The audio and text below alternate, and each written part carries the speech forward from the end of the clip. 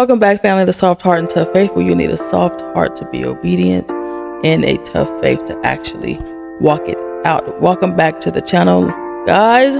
We're going to be continuing the teaching of Matthew today. Well, the first chapter of Matthew. I did not keep track of when we ended, so I'm assuming, Holy Spirit, that we ended on Matthew 22, and we're just going to continue to Matthew 25. The last 3 or 4 verses. So we're going to read those, and then we're going to do a little deep dive of them like we did last time, and God's going to expound, do all the things. So thank you, Heavenly Father, for this word, Lord, and we ask for you to just bestow wisdom upon anyone who listens or hears, Father God, and even for me, Lord, as I teach it, Lord. Ask you to reveal the text to anyone who's listening, Lord, to anyone who's watching, Father God. And Lord, just reveal it to me as well, Lord. Let new revelation, fresh revelation come down in Jesus' name. Amen. So we are in Matthew verse 22. All this happened in order to fulfill what the Lord has spoken through the prophet Isaiah. So right now we are currently talking about Joseph and Mary and how Mary is pregnant with the first son of the dead, Jesus Christ.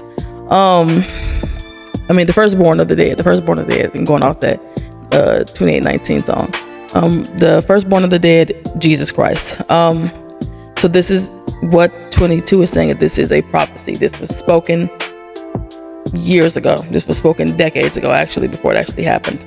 So all this happened in order to fulfill what the Lord has spoken through the prophet Isaiah.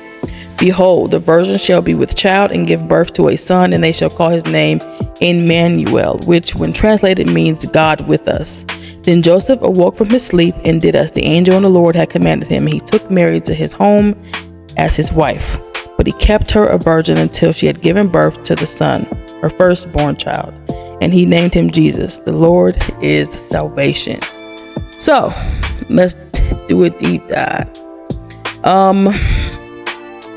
So the virgin birth as the fulfillment of prophecy. This is the first use of this important phrase, which will become familiar throughout the entire chapter of Matthew, or the entire book of Matthew.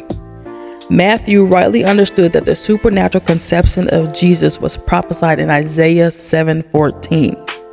There had been some measure of controversy regarding this quote, primarily because the Hebrew word alma can be translated as either virgin or young woman. But the consensus of our entire faith is hung on 3 things: virgin birth, death on the cross, risen again 3 days later. Those are the 3 things that solidifies our truth as truth, or the truth as truth. So we know the Isaiah passage speaks of Jesus because it says that the virgin shall be with child, and the conception would be assigned to David's entire house. Remember, Jesus is from the bloodline of David. Those who deny the virgin birth of Jesus like to point out that the Hebrew word in Isaiah 7:14, translated virgin, alma, can also be translated as young woman. The idea is that Isaiah was simply saying that a young woman would give birth, not a virgin. While the near fulfillment of the Isaiah prophecy may have reference to a young woman giving birth, the far but ultimate fulfillment clearly points to a woman miraculously conceiving and giving birth. This is especially clear because of the Old Testament never uses the word in a context other than virgin, and because this is a word I do not know. Septuagint translates alma in Isaiah 7:14 categorically as virgin. So, Immanuel. Okay, love that song. This title of Jesus refers to both his deity, God with us, and his identification and nearness to man, God with us. 2 things. He is God and he is God with us, right? Also, I kind of, like, when I first got saved, when I first dedicated my life back to Christ, I had learned that Jesus is still man right now. The more you know, he's the same yesterday and today forever. So if he was man and God on this earth, he is man and God on this throne. Jesus is truly Immanuel, God with us. Christ indeed was not called by his name Immanuel that we anywhere read of, but the import of this name is most truly affirmed and acknowledged to be fully made good to him. We can deeply meditate on the meaning of his name, Immanuel. It shows how low God bent down to save man. He added the nature of one of his own creatures to his own divine nature, accepting the weakness, frailties, and dependency that the creature experiences. Can you imagine that? Like I said that last video. Can you just imagine being a God and then experiencing pain for the first time, anguish, anxiety, things you've never felt before because you're a God? You know what I'm saying? Like I don't know if I had the choice. Like, no, I don't want to feel these things. They're so immune and innate to us that we don't even realize how like off they truly are to just be feeling all the time. His name also shows what a great miracle it was that God could add a human nature to his own and still remain God. Like how? Don't ask me, I don't know. Also, it shows the compatibility between the unfallen human nature and the divine nature. That the two could be joined shows that we are truly made in the image of God. So it also shows that we were meant to be perfect. Simple. Like it was possible for us to be made in the image of God, live as God intended, and be human. Right now it ain't, but eventually we'll get back to there. That's the whole point of this, right? Also, it shows that we can come to him if he has come to us. We can come to him. Then if Jesus Christ be God with us, let us come to God without any question or hesitancy. Whoever you may be, you need no priest or intercessor to introduce you to God, for God has introduced himself to you. Okay? No man comes to the Father unless he is drawn by God. We don't come on our own. You may think you did, but I promise you, God started it first. All right, so Joseph marries Mary after the angelic announcement. So, Joseph's obedience is notable.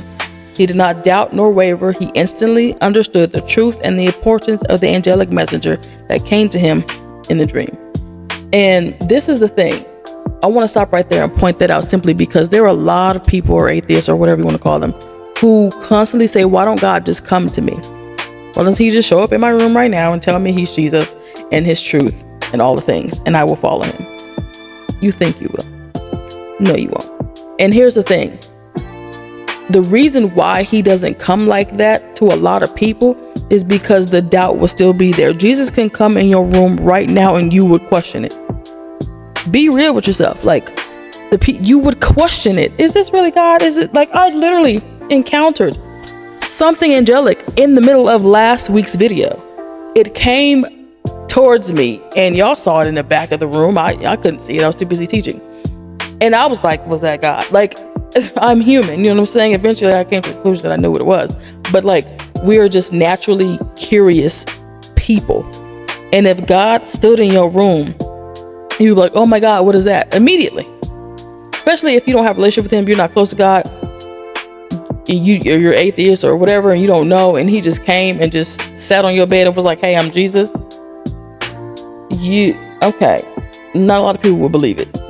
I believe that's most of the reason why he doesn't come to everybody who acts like that, because he does come, just not to everybody. And another reason is doubt. You don't even believe. So when I show up, what's the point? That'll make me a believer. No. You become a believer before you actually see him. Believe it or not. You believe before you actually see him. Seeing is not always believing. I know that's what Disney taught us, but that ain't necessarily true.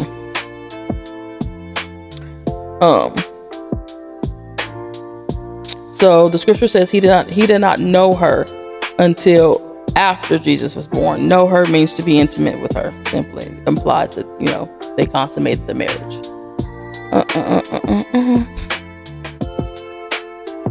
So, they did what God told them to do. Though it was fairly a common name, they called him Jesus. Jesus in Hebrew, I believe, is Yeshua, right? Yeshua, like the shirt I was wearing last week.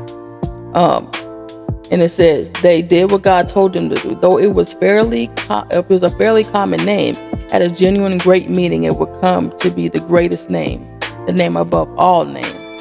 It's a reason why. It's so crazy because how the transliteration from Joshua to Jesus, because the English language is made up of Latin and other languages. It's so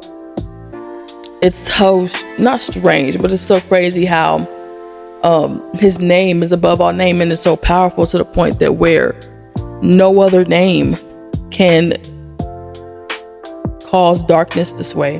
No other name can cause healing to just come.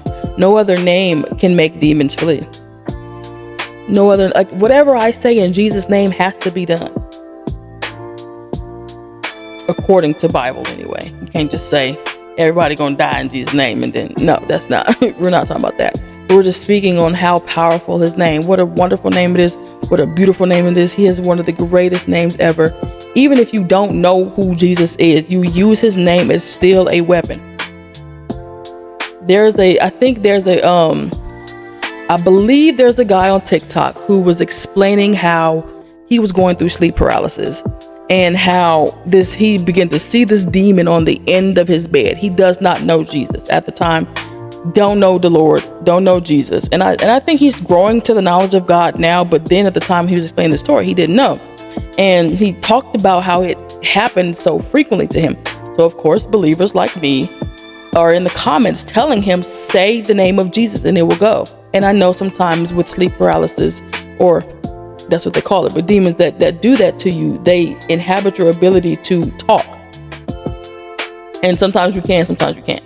And one of the times he was able to muster up the name of Jesus. And the demon went away. And that led him down a rabbit hole of him reading his Bible, opening it up, and discovering who God is. The name is just so powerful. There's also these videos on TikTok that are so funny to me because it's so demonic. Street preachers that are preaching. There was this one video where the street preacher was preaching, and this woman came up to him and started just being like the woman in the Bible to Paul, like just being super annoying, trying to take the microphone, trying to take the speaker, just doing the most, right? And he was like preaching the truth of Jesus Christ. And he was like, hey, so do you know the name of Jesus has power over demons? They tremble. And I kid you not, she's being the most annoying person, just irate, trying to be super annoying, whatever. And he says, in the name of Jesus, calm down or go away or something along the lines of that. And I promise you, like an NPC, she walks away. It's like she was like, rah, rah, rah, rah. Like literally, you can search it on TikTok. It was the most profound thing. I was like, look, I just love Jesus and his name. It is so amazing. It is so awesome because only his name does that.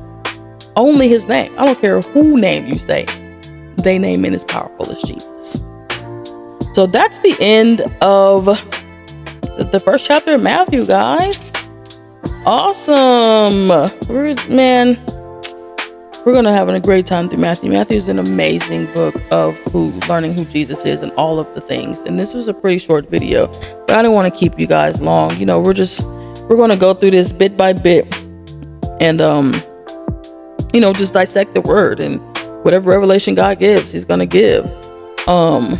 Yeah, and I'm looking forward to just doing this, whenever the Lord says. Next week, there's going to be another reaction video. We're just going to come with all type of content. I'm following Holy Spirit and what he wants me to do and all the things like that. So right now, there's no particular order. We're just leading wherever the Spirit leads. I want to thank you guys for watching. Hit that like button, hit that comment button. Let me know if you would like to see the word on the screen. I'm reading my physical Bible, but if you want the text on the screen or the study on the screen, I can do that. It's no problem. But let me know in the comments below. Hit that subscribe button, hit that like button, and I will see you guys next week. And try to remain out there with a soft heart and tough faith. Peace.